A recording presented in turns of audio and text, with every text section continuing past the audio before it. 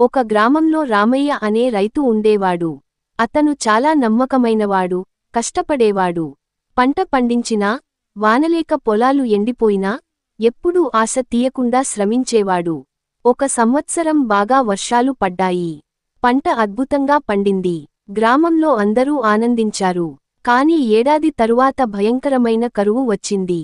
చాలా మంది రైతులు ఊరిని వదిలిపెట్టి పట్టణాలకు వెళ్ళిపోయారు.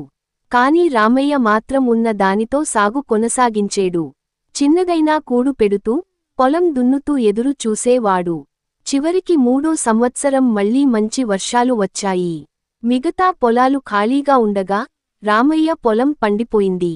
అప్పుడు గ్రామస్థులు వచ్చి అడిగారు, "నువ్వెలా ధైర్యంగా ఉండగలిగావు?" రామయ్య చిరునవ్వుతో అన్నాడు, "భూమి అన్నదాత. అది మానవుడికి తల్లి లాంటిది.